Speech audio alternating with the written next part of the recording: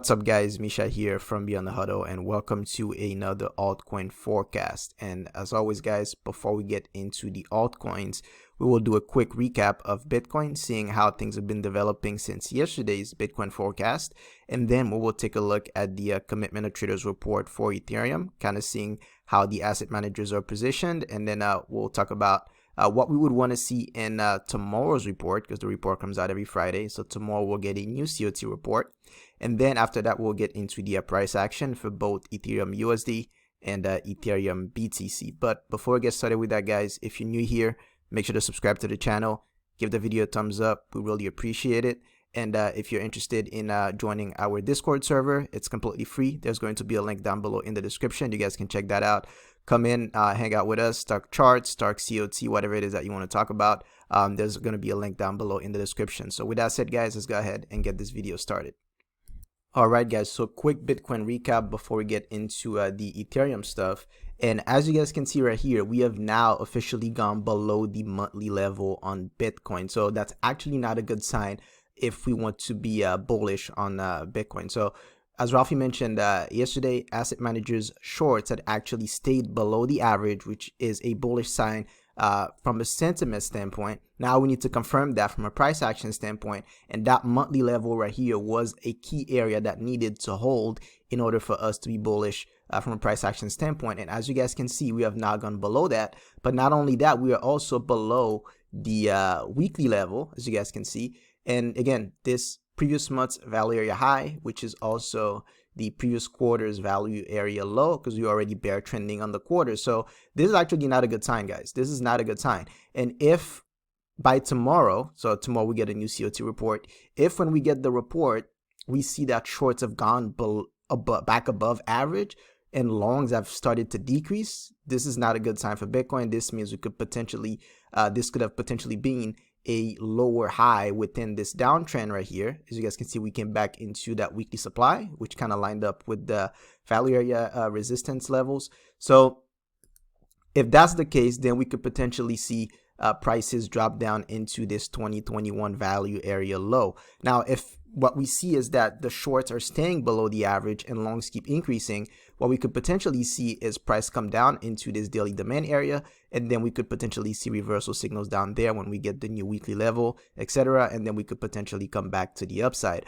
But again, we're gonna have to see the shorts stay below the average and the longs keep strong, because if not, then this is like I was saying, this is a lower high within this downtrend right here. So that's what I'm seeing for Bitcoin. Again, this level right here, the monthly level, just got broken. That's not a good sign. So we'll see what the COT brings tomorrow. So now let's go ahead and take a look at the Ethereum stuff. All right, guys, we're now looking at the Ethereum COT report as of February 8th of 2022, which came out last Friday. We can see that the asset manager long position stayed the same at 0. And then we can see that the shorts actually decreased by 82 contracts. So their long and short percentages also stayed the same, where they're still 100% short. Now, I did have somebody ask me a question last week in our Discord server, asking me about the correlation between the two COT reports, how I was reading it, whether or not I thought that the fact that they were still short on Ethereum and then they were more bullish on Bitcoin meant that they were more interested in Bitcoin than Ethereum. And my answer was that I don't actually look at it this way. But one thing that I'm going to show you guys once we get into the chart is going to be very interesting. And this is definitely something for us to keep in mind. So let's go ahead and take a look at the COT report on the chart with our BTH COT indicator. Okay, so we're looking at the COT indicator here. I have the percentage longs and short here, and I have the individual short position with the average. So the narrative here, so again, is very important to understand what the narrative is. So throughout this entire drop, we had shorts increasing and above average, and we had longs decreasing and below average. So if I go and look at the actual longs, we can see the longs decreasing and they were staying below average until we got to a point where longs were literally at 0, which was still at that point. And let's go back to the percentage longs and shorts. We can see that we're 100% short, but ever since that low here, we saw shorts start to decrease. Now, as the shorts were decreasing, you guys can see the longs, they didn't move, we're still 100% short, meaning the long stayed at zero. So what could that potentially mean? Again, guys, it's all about narrative, right? So that's telling me that although they've been decreasing their shorts, meaning that they anticipated some type of a move higher, but what they're anticipating is a short-term retracement to the upside. Because if they were anticipating a major move to the upside, they'd be adding longs. And the fact that they did not add longs, and now that we're seeing resistance at this weekly supply here, is telling me that what these guys were anticipating is not a aggressive move to the upside. They were anticipating a retracement. And then now, if by tomorrow, because tomorrow we get a new COT report, we see that these shorts actually go back above the average, now that will be confirmation that this was in fact a retracement, and we're going to continue to see more downside in this market. Now, if we compare that to what we've been seeing on BTC, where the longs have stayed very, very strong and the shorts were declining, so that was telling us, okay, we could potentially see a major bottom in the market. But when you compare that, and this is going back to the question that was asked to me in the Discord server, when you compare that to what we're seeing on Ethereum, it's a completely different story. So now the question becomes, which one of these stories is right? Because they can't both be right, because Bitcoin and Ethereum are highly correlated. The entire crypto market is highly correlated. If we're going to see major downside, it's on Bitcoin or on Ethereum, it's very likely you're going to see major downside on the other one as well. So it's going to be very interesting to see what happens tomorrow, guys. If we start to see these longs pick up and the shorts stay below average, then yeah, we're probably going to see a bounce off of these daily demands here on Ethereum and on Bitcoin. But if we see these shorts go back above the average, guys, it's going to be interesting to see what happens on the Bitcoin COT, because that one is not looking bearish. It's actually looking pretty bullish. So definitely something for us to look forward to tomorrow, and that'll give us greater insights as to what exactly was going on. But I can tell you that based on what we're seeing right now, based on the price action on Bitcoin, like I just went over, going below that monthly level is definitely not a good sign. So if by tomorrow we see that these shorts have gone back above average on both Bitcoin and Ethereum, then we're probably going to have to brace ourselves for more downside in this market. So that's what I got for the COT data. Again, we'll see what tomorrow brings with the new report. Now let's go ahead and take a look at the price action. Quickly, before we get into the price action, guys, I just want to make sure that you guys realize that the previous time that we saw a bottom in the market, not only were the shorts below average, but the percentage long was increasing, which is very different from what we're seeing here. The shorts went below average, but the percentage long stayed the same, okay? So that's one of the major differences here between this low right here and that low. So again, we'll keep an eye on tomorrow's report, but I just wanted to point that out so that you guys kind of understand why I'm saying what I'm saying here, because I was saying that long stayed the same and the shorts went below average, and people could say, well, they stayed the same here. Yes, but then after the low, they started to pick up. Here, after the low, they haven't picked up, and that is the major difference between this low right here and that low. So yeah, so now let's actually go into the price action. All right, guys, we are now looking at ETHBTC, and as you guys remember, we spoke about how we were expecting downside after we'd actually hit this weekly supply here. If I go down into a daily time frame, we can see this big pin bar here. We had an initial drop, retracement that was retesting the then previous week's value area high, and then we saw the big drop. Now we had a couple targets for this big drop. One of them was this daily demand here, which I was using the open, but you could also use the high of that candle, in which case that target was actually met if you use the high of the candle. But more importantly, what I was looking at was the previous month's value area low. And look at that, my line is not straight. Let's fix this. Okay. So yeah, so one of the other targets was this previous month's value area low. And as you guys can see, we actually dipped down into it, also hit the high of that demand area. And now we've seen a move higher from there. So that's definitely a bullish sign now that we've seen this. And we're also back above the monthly open, which actually uses support here. Now, when we look at it from a weekly value perspective, we're looking at last week's value area. We can see that this value low has actually not been used as resistance. It actually broke back inside value and started using the value low as support. And now we're hanging around the point of control of last week. So here's what I'm seeing here, right? Again, we've been in this range right here for the past 3 weeks. So we had this low here that formed off of the weekly demand, and then we have the high here that formed off of the weekly supply. And ever since then, we've been hanging around this this range right here. We have not made a lower low, we have not made a higher high. So I'm not expecting any crazy movement at the moment. What I'm looking at is this ranging within this previous month's value.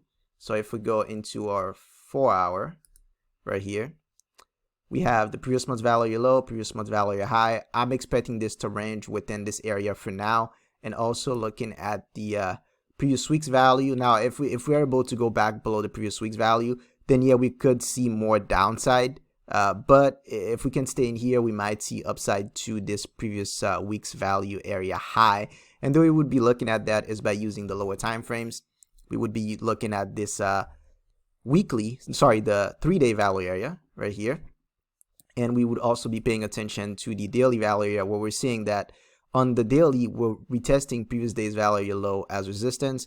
So right now, this is suggesting that we're more likely going to break the previous week's value area low to the downside, and we could potentially see more downside on this pair. So if we're going to be seeing more downside, what are we looking at? We are looking at two things. We are looking at this daily demand. We'll look at the open of that. And then we would also be looking at the previous year's value area high, which we barely missed here. And then we'll be looking at this daily demand right here. So that's kind of what I'm seeing here. I wouldn't pay too much attention to this daily demand here, because that impulse leg right here that moved higher did not make a new high. So that was a lower high. That was a premium sell. So I wouldn't be looking at that as a good demand area, right? So I'd pay more attention to this, because we can see this actually made a higher high here compared to this high right there, although that was not really a nice swing high, but nonetheless, it does count. So that's why I wouldn't pay attention to this one right here. So these are my targets, guys. Again, I don't expect any major moves on here. Now, could a major move happen? Absolutely. But I'm not seeing any signs of that at the moment. This is more likely to range within that previous month's value. So now let's go ahead and take a look at the Ethereum USD price. All right, guys, we're now looking at ETHUSD. And if you guys remember from the previous forecast, we were talking about a couple different levels. We had this daily demand here, we had the weekly supply here, and then we had a 3-day supply right there. So these were the levels that we were paying attention to. And if we look at what happened at this weekly supply after we saw the down move, we never actually hit the daily demand, but then we saw a return to a premium that was retesting the previous month's value area high, and that's where we formed the high of the week, and we are now dropping. So a couple things to keep in mind. We are bear trending already on a quarterly basis. This is the previous quarter's value low here. We are unable to go back above the previous month's value area high. This is just like Bitcoin. So both of these scenarios are also true on Bitcoin. And then now when we look at things from a weekly standpoint, we can see that we're also bear trending on the weekly, where we went below the previous week's value area low. So it's going to be important to see how the CO2 report comes out tomorrow, because if this thing comes out and they're still short and they're not adding longs on Ethereum, then we could potentially see this daily demand get broken and we could see more downside. However, if we see that they're starting to add longs, then they were probably buying this down move, and we're going to most likely see a bounce off of that daily demand if we see the right reversal signals.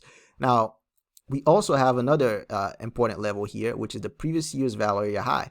So we tried one time to use it as support, created a very small move to the upside, and then we broke back within this value area, talking about the previous year's value area. And then now we tried to break out of it once more, and we are unable to.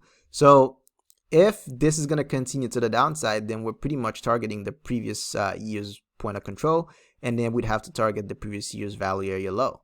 That's pretty much, those would be the main targets at this point. If we are able to break this daily demand here, and we see that the shorts stay more shorts than long, right? Because they could keep reducing shorts, but if they don't add longs, then that's not a sign of an aggressive rally that's coming. It's just a sign of them reducing exposure. And what we do need to see for a strong bullish bias on Ethereum is for the asset managers to start adding longs, which they have not been doing since about January 17th or something like that. So That's what I'm seeing on Ethereum, guys.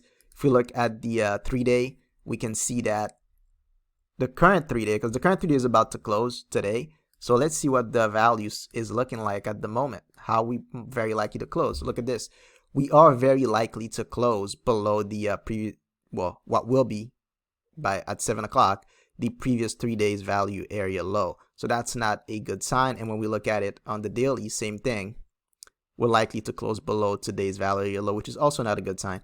So guys, we're not seeing anything too bullish here on Ethereum at the moment. So we'll see what the COT tells us tomorrow, and we'll go from there. But I give you guys the key levels to pay attention to.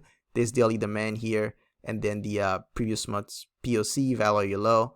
And then after that, we're looking at previous year's POC and previous year's value area low. So with that said, guys, hope you guys got some value from this. If you did, give the video a thumbs up, subscribe to the channel. And also, if you are interested in our Discord server, there's going to be a link down below in the description. You guys can come in, join, and hang out with us. It's completely free. And if you are interested in learning how we trade, how we use the COT, how we use these volume profiles, etc., there's also a link down below to our premium membership. You guys can check that out. And yeah, I will see you all next week. Peace.